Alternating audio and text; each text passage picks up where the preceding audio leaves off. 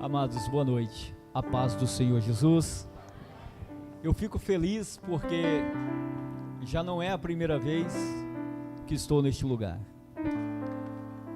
Se eu voltei, é porque Deus foi bondoso comigo. Os irmãos foram simpáticos. Aquilo que Deus, por minha pessoa, quis falar aos corações deste lugar. E eu louvo a Deus pela presença de cada um dos irmãos. Hoje é um dia pensado para falar sobre família. Como o pastor Macedo nos falou, meu filho mais velho não está, mas minha esposa aqui presente, o meu filho ali trabalhando, meu irmão, a esposa dele, o Ademilson, a esposa a Érica, glória a Deus. Alguns irmãos lá atrás, alguns irmãos não puderam estar conosco da igreja por causa de algumas atividades, outros trabalhando, mas eu louvo a Deus pela oportunidade que Ele nos concedeu de estar aqui. Dizer aos irmãos que é um desafio falar do assunto família, porque esta é uma instituição que sofre diuturnamente um bombardeio e é desafiador viver em família, mas é uma bênção, mas é uma instituição criada pelo próprio Deus, e é sobre este assunto que vamos falar. Eu quero ler com os irmãos em dois textos. Primeiro, o Salmo 68, versículo 6, é um texto na parte A do versículo. Depois eu quero ler Eclesiastes capítulo 4, a partir do versículo 9. Os irmãos achando, digam amém. Eu os convido a estar de pé, para que nós possamos juntos ler a palavra do Senhor.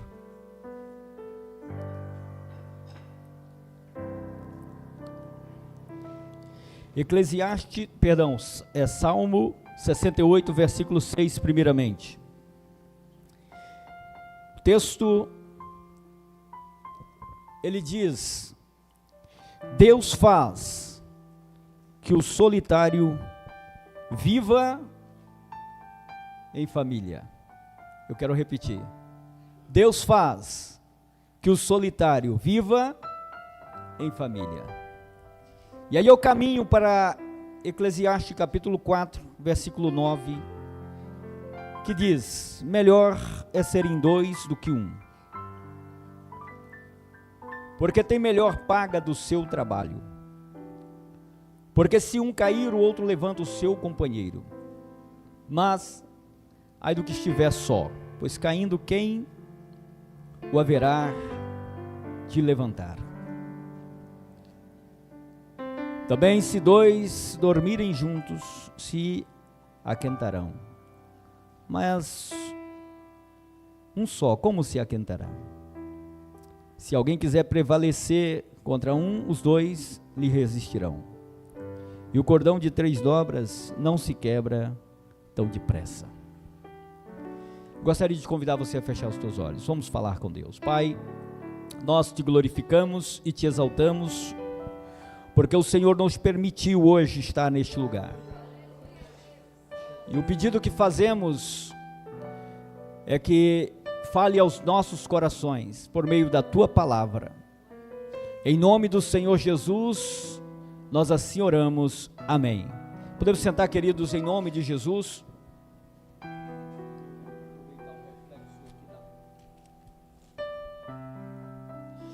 Dizer, irmãos, que nosso texto, em especial o de Eclesiastes, ele vem apresentando os benefícios de uma vida a dois. Agora, imagine os benefícios ou os inúmeros benefícios de uma vida em família.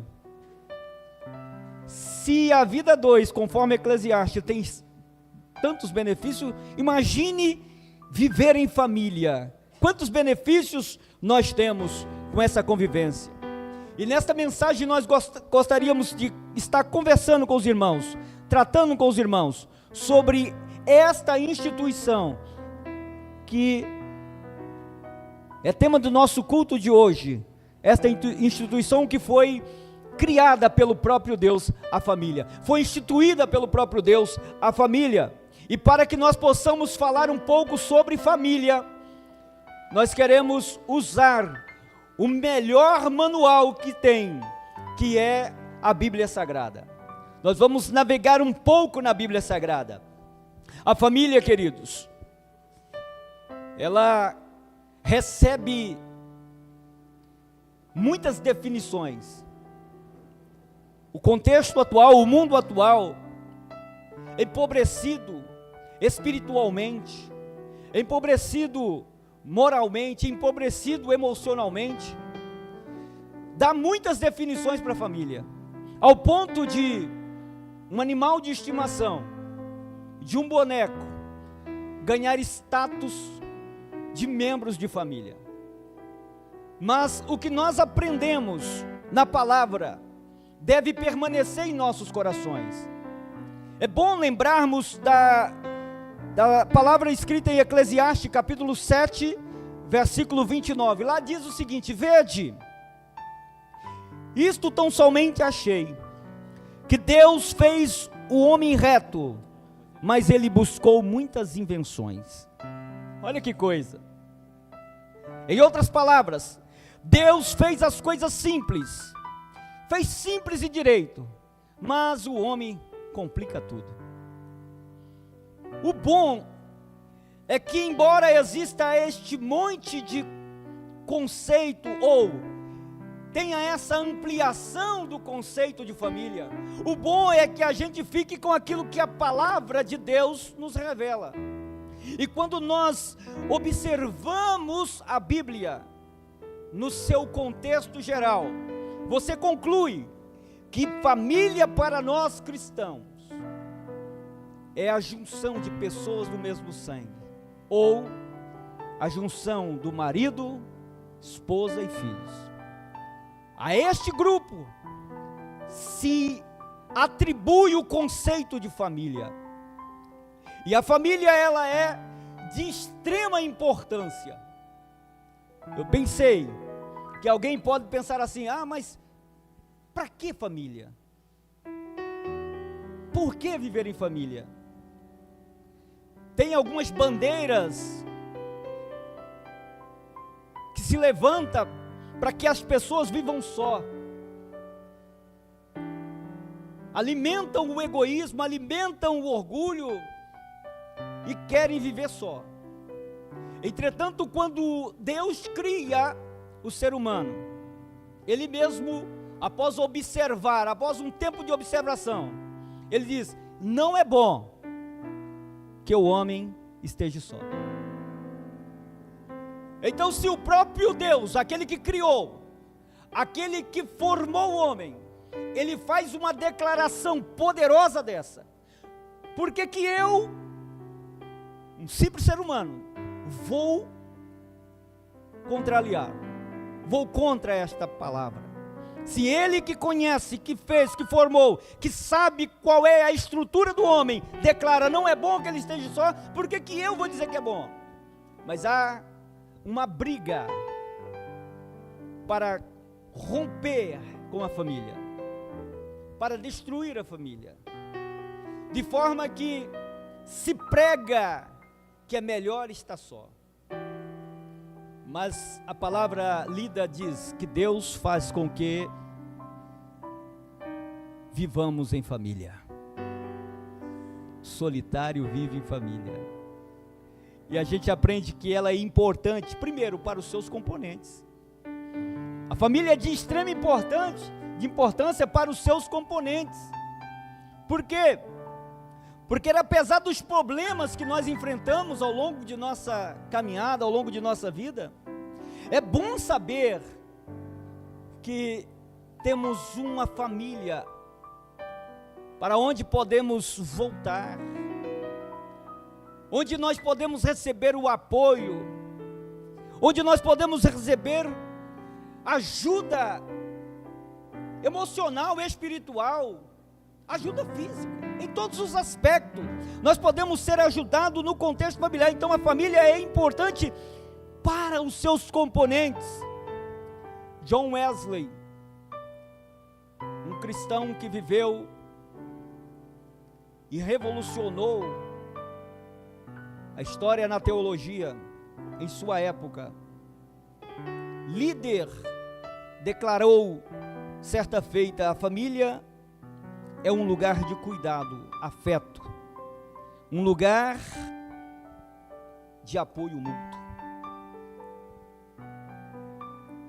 Há uma frase muito interessante que deve ser pensada, deve ser lembrada: nenhum sucesso no mundo vale a destruição da família. De forma que, por mais que nós queiramos conquistar, por mais que nós queiramos crescer em todos os aspectos, se nós estivermos com isso, abandonando nossa família, estamos indo à ruína. Nenhum sucesso vai valer a destruição da família. Eu me lembro de que meu filho mais velho, que hoje não pôde estar, o Cassiano, ele ficou 1 ano fazendo um curso em Vitória de formação, e ele não tinha tempo para estar vindo em casa, vinha naquela correria. Quem passou pelo curso de formação de soldado, ou quem tem parente, sabe do que eu estou falando. Parente militar sabe do que eu estou falando. É uma correria. E ele vinha de lá, de Vitória, Cariacica, 4, 5 horas de estrada, chegava à noite, e no outro dia de tarde já estava se ajeitando para partir novamente. E isso meses e mais meses. E um dia alguém conversando disse: mas compensa ficar vindo de lá, andar quase 5 horas para vir, quase 5 horas para voltar, porque quando o trânsito está tumultuado, a nossa caminhada do interior até Vitória demora. Compensa isso? E ele diz, e aquilo alegrou o meu coração, poucas horas em casa, poucas horas na minha casa, renova, me traz uma força muito grande para me enfrentar a próxima semana. É incrível quando eu permaneço por lá, parece que as coisas ficam travadas, não andam. Eu venho em casa e quando eu retorno renovado. Perceba como é importante a nossa família. Talvez eu esteja contando uma experiência dele, que alguém neste lugar está dizendo, é semelhante à minha. Eu vivi algo assim. Eu já fiz de tudo para estar na minha casa, para retornar para o meu lar, para passar poucas horas ali, simplesmente porque lá eu tenho minhas forças renovadas. A família é um lugar onde você deve receber apoio mútuo. Ela é importante para os seus componentes. De fato, queridos, ela deve ser um lugar de amor incondicional, onde os membros se apoiam nos momentos difíceis e se alegram nos momentos felizes, nos momentos bons.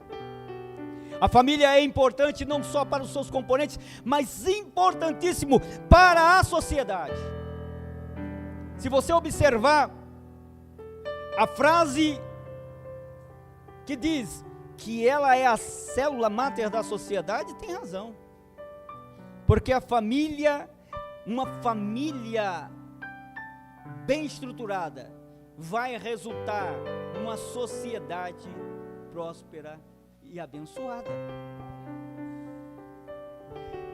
É na família que o indivíduo inicia o seu aprendizado de respeito ao próximo, que ele começa a aprender valores, que ele começa a entender comportamentos, que ele passa a compreender e a assimilar os limites que a convivência exige. Então ela é o laboratório do indivíduo, para que ele possa conviver na sociedade. Então a família, ela é importantíssima para a sociedade, de forma, queridos, que na família, a sociedade, ela acaba sendo bem-aventurada. Uma sociedade que tem famílias abençoadas, estruturadas, é uma sociedade feliz, é uma sociedade próspera. Aquele que instituiu a família, aquele que formou a família, não a deixou sem orientações. Deus, que instituiu a família, Ele estabeleceu padrões para a família.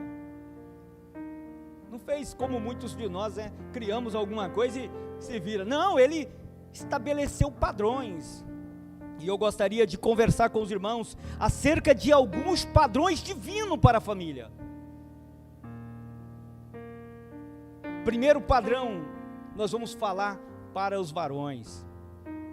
Padrão divino para os esposos, para os maridos. Toda a vida em sociedade, ela depende de que as pessoas façam a sua parte. Uma sociedade, para dar certo, precisa que as pessoas envolvidas façam a sua parte. Senão, não funciona, senão não dá certo. Assim também é na família. O homem, a mulher, os filhos, em outras palavras, o marido, a esposa, os filhos, precisam fazer a sua parte, cumprir o seu papel. Deus estabeleceu, há padrões divinos que nós temos na palavra de Deus para isso. Para o homem, Deus estabelece deveres. E qual dever? Primeiro, manter a família. Agora eu estou falando para você, varão, que quer manter, que quer ter família, que quer, até aqueles que não ainda, mas que quer casar-se. Não tem ainda uma esposa, não tem uma família, mas quer casar, quer iniciar uma família. A primeira palavra que nós temos é manter a família. Olha o texto bíblico.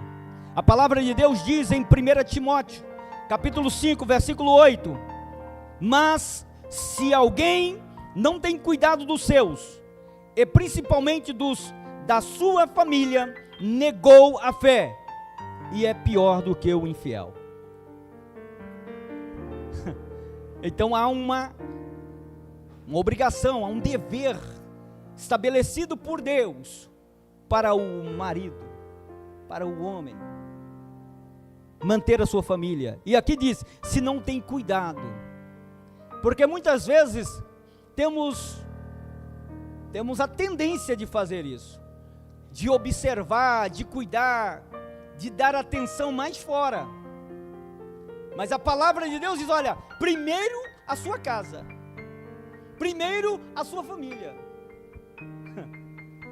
Porque se não for assim, negou a fé e é pior do que os infiéis. Tem até uma história de que uma criança estava na igreja, feliz, e o pastor ali dizia, que bom que você está aqui. Gosta de vir no culto? Gosto. Queria que a nossa casa fosse aqui. Queria que nossa casa fosse aqui. Por que eles queriam morar na igreja? Aqui papai me trata bem. Aqui papai trata a mamãe bem. Que todo mundo é bem tratado, papai sorri quando chega em casa. Chega em casa a coisa fica feia. Quero morar aqui, porque aqui... Então muitas vezes nós corremos esse risco, seres humanos falhos, pecadores, que precisam de ajustes constantes, que precisam se arrepender constantemente. Temos a tendência de fazer o pior em nossos lares, de agir da pior maneira em nossos lares. Mas nós precisamos aprender, porque a palavra de Deus já declara: se você não fizer o melhor, se não cuida dos seus e principalmente da sua família, negou a fé. Então aquele conselho que se vê muito falar, de que o melhor tem que ser para a sua casa, é bem verdade. Já se diz que alguém, para receber as visitas, coloca a melhor louça, a melhor toalha, feita bem a mesa, mas para a sua casa, acaba deixando aquilo que não é de primeira linha, aquilo que é o resto. Nós precisamos repensar os nossos comportamentos, e precisamos começar a valorizar aqueles que estão ao nosso lado. Precisamos começar a entender que lá na frente, quando todos viram as costas, quando todos vão para o seu lar, quem fica é aquele membro da família. Portanto, há um dever manter a família, e esse manter, ele vem em duas dimensões, materialmente e espiritualmente. É dever do homem manter a sua família espiritualmente, que significa direcionar a sua família, promover atitudes, promover ações na sua casa que aproxime a sua família de Deus, que movimenta, que fomenta, melhor dizendo, a comunhão entre a família e Deus. Manter espiritualmente é se preocupar em conduzir a família à oração, à leitura da palavra, é se preocupar em estender as mãos e orar por alguém em sua casa. Manter espiritualmente e manter, e aqui eu digo, também materialmente, porque tem uns camaradas que a coisa está apertando, ele não está nem aí. Sabe, se quando se abre a porta do armário da cozinha e não se vê o mantimento, quando se acontece, a preocupação não deve ser da mulher, não. A palavra de Deus está dizendo que é obrigação. O homem pode até ter a ajuda da mulher, ela pode até ter mais recurso do que ele, mas a obrigação dele de manter a casa é dele. Ele pode ser ajudado, bom, mas tem uns camaradas que a mulher já não aguenta mais. O aluguel está vencendo, ele está lá, corta até o aplicativo da TV dele, ele, mulher, cadê nossa Netflix, cadê? Mulher, daqui a pouco está chegando comunicadozinho, e ele está em berço esplêndido, ele esquece que é ele esquece que se as coisas estão faltando, ele tem que correr atrás, como diz o nosso ditado popular. É a obrigação do homem, ele pode ter a ajuda da mulher, mas ele é o provedor nato, ele é o provedor nato da casa. E tem muita gente que não entende isso, que descansa, que não se preocupa, e a mulher está perdendo os cabelos, de tanto se preocupar com essa função, e ele está lá. E Deus está chamando a gente para um despertamento. Se alguém não cumpre o seu papel, sobrecarrega outro. Então é dever dele fazer isso. É dever do homem governar e amar sua família. E aí eu caminho porque a palavra de Deus diz em Efésios capítulo 5, versículo 23 a 25, diz assim: porque o marido é o cabeça da mulher, como também Cristo é o cabeça da igreja, sendo ele próprio o salvador do corpo, de sorte que, assim como a igreja está sujeita a Cristo, assim também as mulheres sejam em tudo sujeitas ao seu marido. Vós, maridos, amai as vossas mulheres, como também Cristo amou a igreja e a si mesmo se entregou por ela. Deste texto, eu quero frisar 2 pontos. É o cabeça. É ele que tem a responsabilidade de governar a casa. E você já parou para pensar no tamanho da responsabilidade? É por isso que nós precisamos de compreender os papéis, porque a sociedade ela está invertendo valores, e nós estamos tendo dificuldade de ter homens forjados para ser maridos. Nós estamos tendo dificuldade de ter homens capazes de governar a casa.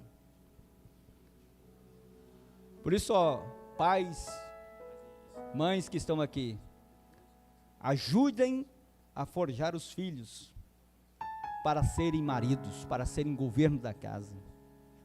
De vez em quando ele está gritando assim: mãe, você tem que fingir de surda mesmo. Tem que deixar acontecer, vou ver até onde ele vai. Ele começa a fazer alguma coisa, lá em casa eu quero contar uma experiência. Lá em casa o meu filho mais novo é responsável por limpar o quintal, o fundo do quintal. Quem tem quintal, que tem chãozinho, sabe que dá capim mesmo. É com ele.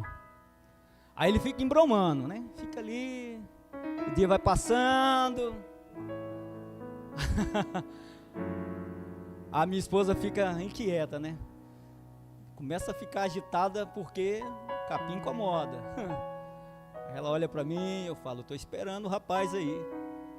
Mas calma, aquilo ali é a escola dele. Ali ele vai entendendo, ele tem que ter uma tarefa em casa. Filhos têm que ter tarefa em casa, tem que ter função, tem que ter obrigações.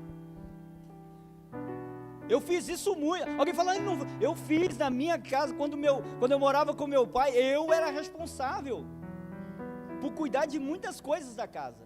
Não era só o quintal, lá era meio que roda gigante, de vez em quando mudava as funções. Cuidava de porco, né? Aproveitava, dava um banho no porco, na hora de matar tinha que tirar o de perto. Mas ele começa a capinar e o coração de mãe encosta. E eu digo assim: vem cá, deixa ele. Mas o negócio está feio, deixa ele. E eu ouço as vozes: mãe! Eu digo: faz de surda, deixa ele. De vez em quando eu tenho que fazer isso, senta no carro, vou dar uma saída, depois a gente volta, está tudo pronto. Ele está ali ouvindo. Mas é uma estratégia para que ele possa entender, para que ele possa... Há momentos na vida que não tem pai, que não tem mãe. Vai ter um momento que o filho vai ter que governar a sua casa, ele vai olhar para o lado: cadê o papai? Cadê a mamãe? Não está. É eu que sou o governo da casa, então eu tenho que se virar, então eu tenho que forjá-lo, eu tenho que treiná-lo a vencer os desafios, a não parar no meio, a ir até o final, a cuidar daquilo que é suas obrigações. E aí, queridos, é interessante porque quando nós paramos para pensar no tamanho da responsabilidade, nós entendemos que viver em família exige do homem, do marido, o governo.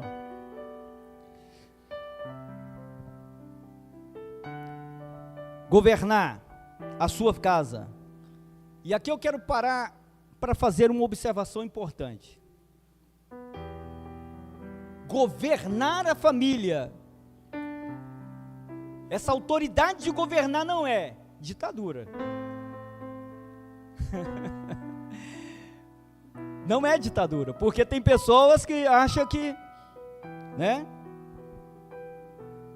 Tem aquela história dos meninos que estavam brincando na frente da casa. Um olha assim, levanta os olhos. O papai está vindo, o outro, vamos correr? Ué, por quê? Papai está vindo, era para eles correrem para abraçar o papai. Era para eles ficarem felizes, mas quando um diz, papai está vindo, o outro, é mesmo, vamos correr? Quer dizer o que é isso? Governar a casa não é uma ditadura. Governar a casa, a autoridade de governar a casa não é garantia de respeito automático, porque tem pessoas que acham, porque eu sou cabeça, não é assim? A palavra fala, e está escrito, a Bíblia diz, ele pega isso aí e diz assim, tem que me respeitar. É bom lembrar que respeito gera respeito. Então não é garantia de respeito automático. A gente precisa entender que a lei da semeadura, ela existe. E eu planto e colho. À medida que eu respeito, eu passo a ser respeitado. Queridos, então, a autoridade de governar é o que afinal? A autoridade de governar a família é responsabilidade. É responsabilidade de cuidar e apresentar a família a Deus. A escola bíblica tá para começar. Tem hora que é assim, irmãos. A hora que as crianças não querem sair da cama, não. Até a esposa dá uma encostadinha, né? Assim, vamos ver se ele vai ser um líder hoje. Porque ela não faz isso com preguiça, né, pastor Morgan? Não faz isso com preguiça. Ela faz, para testar o marido, né? Se ele vai governar, né? Se ele vai chamar. Ela não está, ela está querendo ir. Aí você acorda e fala assim, peraí, eu estou vendo que meus filhos estão ali, né? Não estão querendo ir na escola bíblica, não estão querendo ir na igreja. O que eu tenho que fazer? Começar a ficar atento. Tem homem que fala assim, mulher, você não chama os meninos para ir na igreja, os meninos não vão. Ué, a responsabilidade, deixa eu falar, a responsabilidade é do homem. A mulher ajuda. Eu não estou dizendo que a mulher não vai fazer, percebe? Ele tem que parar de jogar a responsabilidade para ela.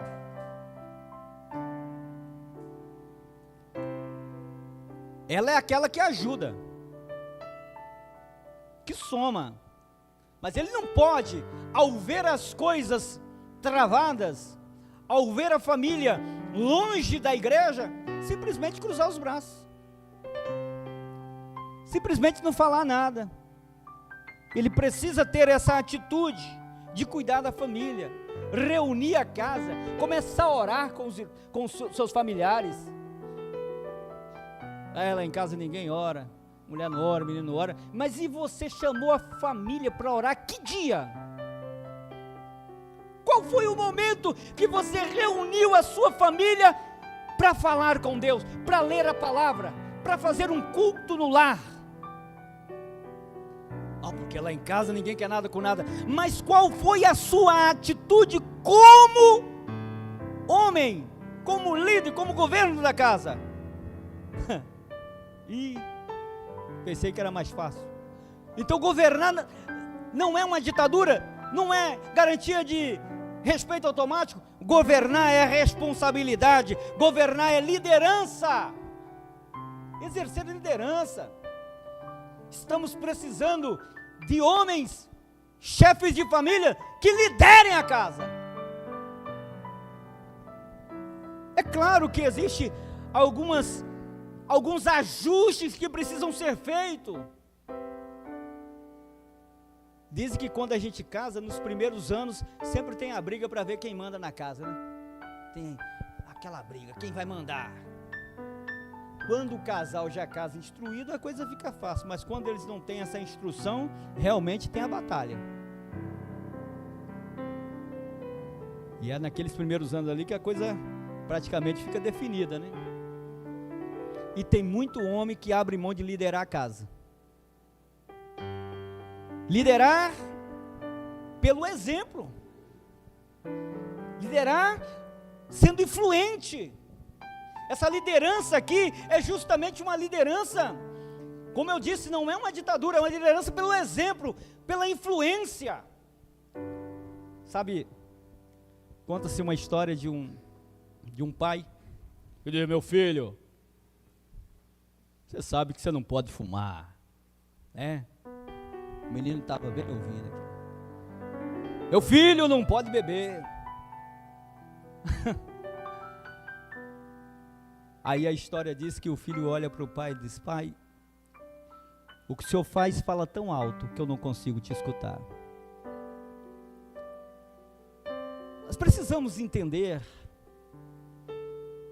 que o exemplo é uma forma de expressar o governo da casa. Então aquilo que eu estou orientando, eu preciso fazer. E aí, liderança pelo exemplo.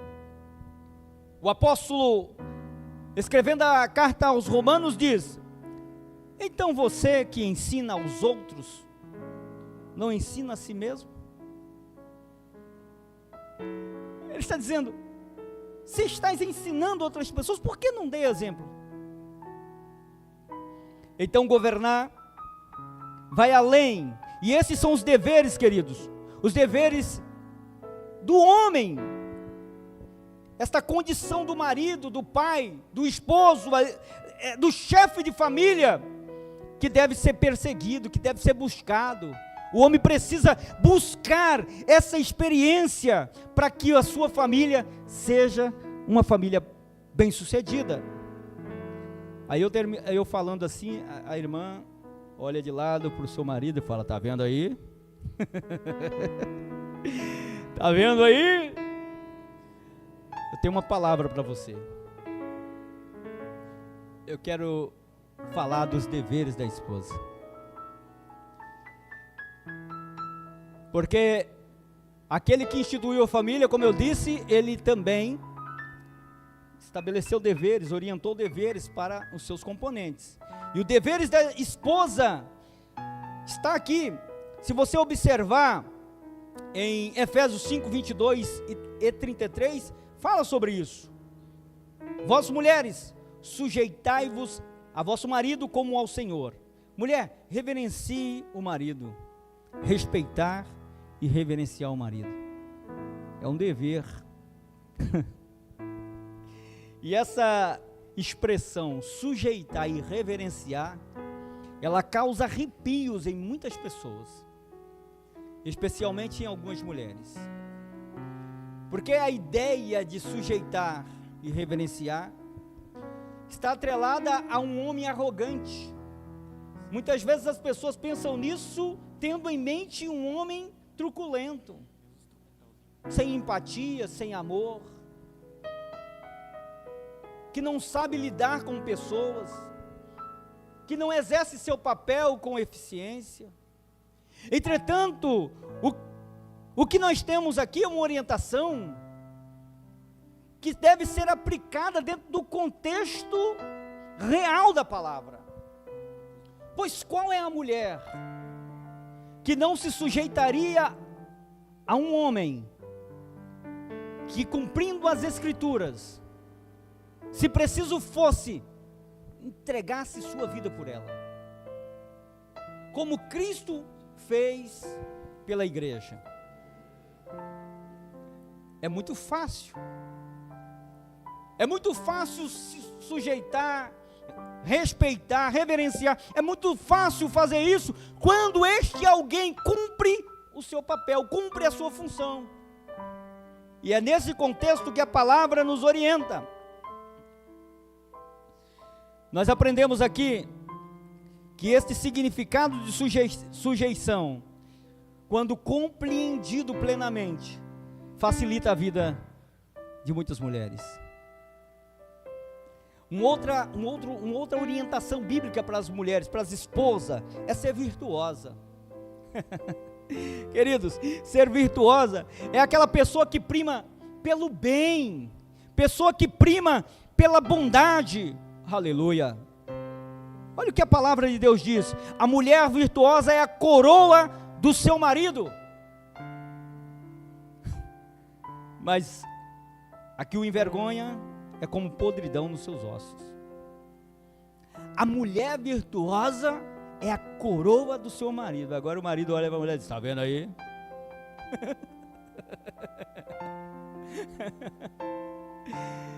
Aleluia. Nós temos um capítulo em Provérbios que traz algumas qualidades da mulher virtuosa. E nós gostaríamos de citar aqui algumas. Provérbio 31, versículo 10 a 31. Diz assim, o versículo 13 e 27. A mulher virtuosa, uma das qualidades, ela é trabalhadeira. Opa, que coisa, hein? Maravilha isso. Ela é trabalhadeira. Olha o que diz: busca lã, versículo 13. Busca lã e linho, trabalha de boa vontade com suas mãos. Versículo 27. Está atenta ao andamento da casa e não come o pão da preguiça. Em vários textos bíblicos, nós nos deparamos com uma advertência contra a procrastinação e contra a preguiça.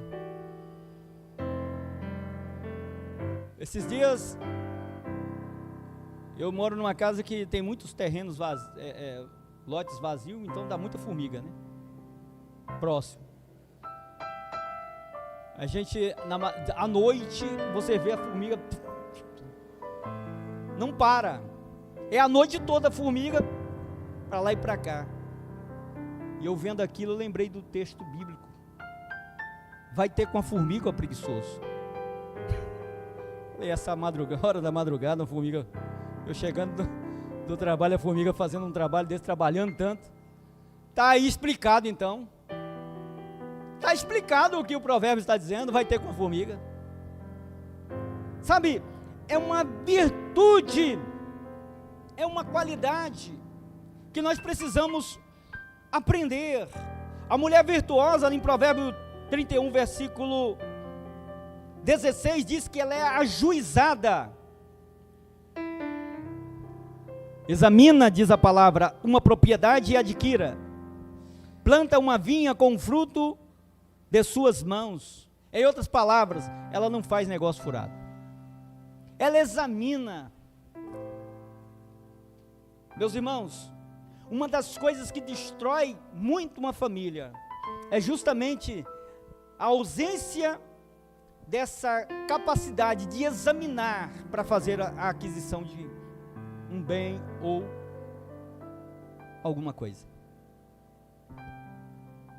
Quando você para pensar no impacto negativo da dívida, é preciso tomar cuidado com as nossas compras. É preciso examinar bem. Examinar não é só pensar, examinar é calcular direitinho, porque ela é ajuizada. Examina uma propriedade e adquire. Vamos ver primeiro se isso compensa ou não. De que adianta comprar um monte de coisas e não serem úteis? Sabe, tem gente que tem assim, quando abre a porta do guarda-roupa, aquilo não cabe, já cai aquele monte de roupa. Guarda aquilo, mas passa na rua, tem mais uma exposta, vão comprar mais. Aquisição desordenada. Examina primeiro, depois compra. Não faz negócio furado. Outra qualidade da mulher virtuosa é generosa. Isso eu glorifico a Deus, né? Tem de irmãs abençoadas, generosa. A mulher virtuosa é generosa. Olha o que diz o texto. O texto diz assim no versículo 20: abre a mão ao pobre, estende as mãos ao necessitado. A generosidade é uma expressão de nobreza da alma, queridos. A mulher virtuosa, ela é generosa. Não adianta, como eu disse, ficar guardando e depois descobrir que a traça estragou aquele vestido que você ficou guardando.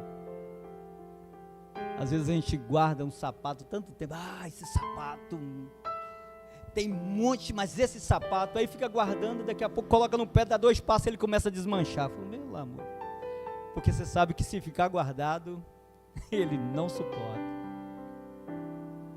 Portanto, a generosidade, ela pode ser exercida. Aquilo que for preciso, doe. Faça o bem, estende as mãos àquele que precisa. A mulher virtuosa, ela é sábia. Versículo 26 diz: abre a sua boca com sabedoria, e a lei da beneficência está em sua língua. Irmãos, a sabedoria, ela encanta. Uma mulher que exerce, e não só a mulher, mas aqui neste contexto, falando neste ponto para a esposa, que exerce a sabedoria, ela certamente é bem sucedida. É bom quando você pode conversar com alguém que não fala de qualquer maneira, que calcula as palavras, que não conversa, como diz o ditado popular, fiado. Mas quando tudo o que acontece no seio familiar está na sala do vizinho, está com alguém, é falta de sabedoria. Às vezes o que acontece na sua casa não necessariamente precisa estar sendo falado em outros lugares. A sabedoria, abre sua boca com sabedoria. Mulher virtuosa, cuida da sua família, da sua casa, dos seus filhos. Tem coisas que você não tem que falar. Tem coisas que é intimidade sua e sua família, é intimidade entre você e seu esposo. Tem assuntos que não podem sair do seu lar. A palavra está dizendo, abre boca com sabedoria. Sabe, tem pessoas que falam até da sua vida íntima.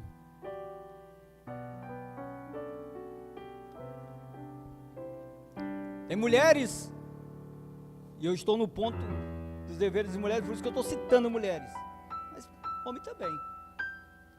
A sua vida íntima expõe para o outro, para outra. Aí o que acontece? Desperta interesses em outra pessoa. Tem gente que leva os assuntos íntimos para uma conversa de salão, para uma conversa na praça. Mas é minha amiga, mas é meu amigo. E aí abre uma janela para a entrada do mal. Portanto, aqui fala, abre a sua boca com sabedoria. Lembra da mulher sunamita? O filho havia morrido. Quando Geazi chega, como vai a sua casa? Vai bem. Porque ela sabia que não precisava abrir a boca ali, para quem não ia resolver o problema dela. Ela só falou para o profeta. É preciso abrir a nossa boca com sabedoria. E aí o caminho, a mulher virtuosa, ela apresenta qualidades, e dentre elas, para finalizar as qualidades, ela é temente ao Senhor. Versículo 30 diz assim: enganosa é a beleza, e vã a formosura, mas a mulher que teme ao Senhor, essa será louvada. O temor do Senhor é princípio de sabedoria. Eu não falei porque eu temo ao Senhor. Eu não vou agir porque eu tenho temor do Senhor nessa direção. Então, o temor do Senhor é princípio de sabedoria. Então, a mulher que teme ao Senhor, ela revela qualidades da mulher virtuosa. A mulher sábia edifica sua casa. Provérbios 14:1 já diz isso. E para que haja esta aquisição de sabedoria, é preciso temer o Senhor, porque Ele atrai a sabedoria. Aí as esposas, aí os maridos juntos olhando para o lado, né? Um dizendo para o outro: está vendo aí? O filho olha de um lado para o outro e fala: está vendo aí, pai? Está vendo aí, mãe? Pois eu tenho uma palavra para você que é filho. Oh, glória a Deus. Filhos são aqueles que recebem o carinho, os cuidados, vivem em um lar onde, quando nasce, tudo se volta, né, para aquela criança, cresce recebendo a atenção. Imagina, que maravilha, principalmente quando o lar é um lar que teme ao Senhor. Deus não deixou os filhos sem uma orientação, e eu quero falar apenas de um ponto, de um princípio deixado por Deus para os filhos, para que eu não venha me estender mais na mensagem. Quero falar apenas de um princípio, o princípio da honra. O princípio da honra está em Êxodo 20, versículo 2, depois é repetido lá na frente no Novo Testamento. Honra o teu pai e a tua mãe, para que se prolongue os teus dias e na terra que o Senhor teu Deus te dá. Honre o teu pai e a tua mãe. Este princípio, ele se refere a valor, a respeito que os pais devem receber, devem se ter pelos pais, por tudo que eles representam. Este é um princípio onde Deus está permitindo que nós venhamos reconhecer a importância de nossos pais, tratar com deferência a eles e demonstrar a nossa gratidão e o nosso apreço por tudo que eles, na condição de pais, fazem por nós.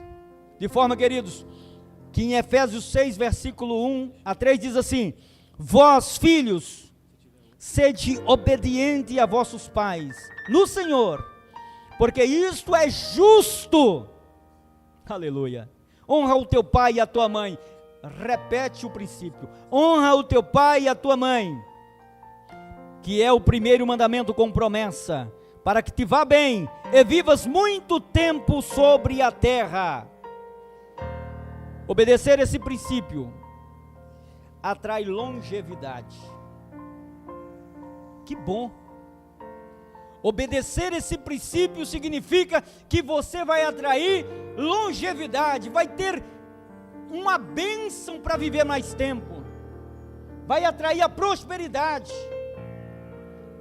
Prosperidade no sentido de uma vida abundante em paz, uma vida abundante em realizações, porque ele está dizendo, para que te vá bem, para que te vá bem. Então, obedecendo o princípio da honra, você atrai a longevidade e atrai paz e realização para a sua vida. Glória seja dada ao nome do Senhor. E este princípio se manifesta pelo respeito e pela obediência aos pais. E isso agrada ao nosso Deus. Quando o filho respeita, quando o filho honra, quando o filho obedece os seus pais, ele está agradando a Deus. Olha o que diz o texto bíblico: vós, filhos, obedecei, Colossenses 3, versículo 20, em tudo vossos pais, porque isto é agradável ao Senhor. Oh, glória! Quer agradar ao Senhor? Honre o teu pai, honre a tua mãe, Todos os filhos devem fazer isso e entender que a vida é um ciclo. Nasce, cresce, envelhece, isso faz parte da vida. E alguém diz, morre também, é um ciclo. Quando nascemos, recebemos os cuidados, e precisamos estar disposto a ofertar cuidados, se preciso for, aos nossos pais. Nós precisamos estar atentos, porque muitos, infelizmente, abandonam os seus pais. E não basta apenas nós buscarmos estar presente por meios financeiros, porque tem pessoas que dizem, eu não estou presente, mas eu estou pagando isso, eu estou dando aquilo, tem gente que é assim. Mas sabe, queridos, ao longo da vida, sempre quando se dá presente aos pais, eles costumam dizer, o que eu mais quero é isso, o mais importante para mim é você não presente. Muitos pais estão apenas querendo a presença dos seus filhos, mas eles insistem em achar que financeiramente eles podem resolver o problema. Se depender daqueles que creem na palavra, que obedecem os princípios bíblicos, não necessitaria de asilo. O texto bíblico diz assim, ouve o teu pai que te gerou, e não despreze tua mãe quando vier a envelhecer. Provérbios capítulo 23, versículo 22. Observe, não despreze sua mãe quando vier a envelhecer. Eu não sei se existe alguém aqui, algum filho aqui que tem pais que estão morando só, que estão distantes, mas eu gostaria de frisar, coloque na sua agenda, a sua presença precisa acontecer. Faça de tudo para que você possa dar aos seus genitores, aqueles que te trouxeram, que foram um canal de Deus para te dar a vida. Faça de tudo para dar a eles o apoio emocional que eles te deram lá atrás, para dar a eles a ajuda emocional que neste momento, quem sabe, precisam. Portanto, por mais que a vida em família, ela tem momentos difíceis, ela está cheia de momentos bons. Por mais que tenha altos e baixos, podemos dizer que os momentos altos são os melhores. É o projeto de Deus. Ouve o teu pai que te gerou e não despreze tua mãe. Honre. Filhos, querem ser bem-sucedidos? Querem ser abençoados? Querem ser bem-aventurados? Então, não abandone o princípio da honra. Aplique no vosso coração. Aplique na sua vida. Guarde na sua memória. Esconda na sua alma. Este princípio vai gerar não só longevidade para você, mas também vai te garantir uma vida repleta de paz e de realizações. Quando o homem compreende e cumpre as suas responsabilidades, quando a mulher se orgulha de ser mulher e cumpre com as suas funções, quando os filhos, eles abraçam o princípio da honra, a família, ela caminha de passos largos por uma estrada de felicidade e de paz. Portanto, para você que nesta noite ouviu esta palavra e quer observar estes padrões divinos para a sua família, eu gostaria de convidar você a estar de pé, para que nós possamos louvar ao nosso Senhor